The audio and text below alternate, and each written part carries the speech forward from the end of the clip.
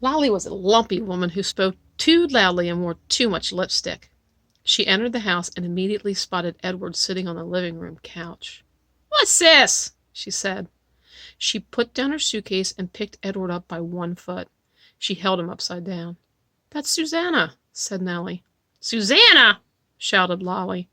She gave Edward a shake. His dress was up over his head, and he could see nothing. Already he had formed a deep and abiding hatred for Lolly. "Your father found her," said Nellie. "She came up in a net, and she didn't have no clothes on her, so I made her some dresses." "Have you gone skivvy?" shouted Lolly. "Rabbits don't need clothes." "Well," said Lolly. Her voice shook. "This one seemed to."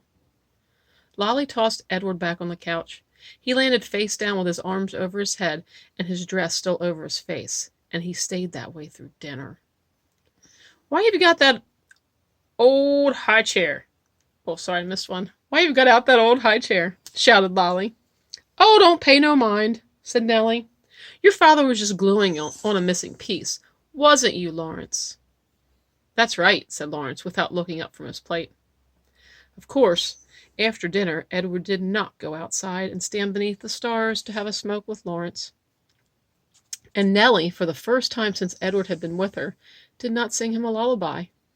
In fact, Edward was ignored and forgotten about until the next morning, when Lolly picked him up again and pulled his dress down away from his face and stared him in the eye. "Got the old folks bewitched, don't you?" said Lolly. "I heard the talk in town, that they've been treating you like a rabbit child." Edward stared back at Lolly. Her lipstick was a bright and bloody red. He felt a cold breeze blow through the room. Was a door open somewhere? "Well, you don't fool me," she said. She gave him a shake. "We'll be taking a trip together, you and me." Holding Edward by the ears, Lolly marched into the kitchen and shoved him face down in the garbage can. "Ma!" Lolly shouted. "I'm taking the truck. I'm going to head out and do some errands." "Oh," came Nellie's tremulous voice. "That's wonderful, dear. Goodbye, then." "Goodbye," thought Edward, as Lolly hauled the garbage can out to the truck. "Goodbye," Nellie called again, louder this time. Edward felt a sharp pain somewhere deep inside his chest. For the first time, his heart called out to him. It said two words: Nellie, Lawrence.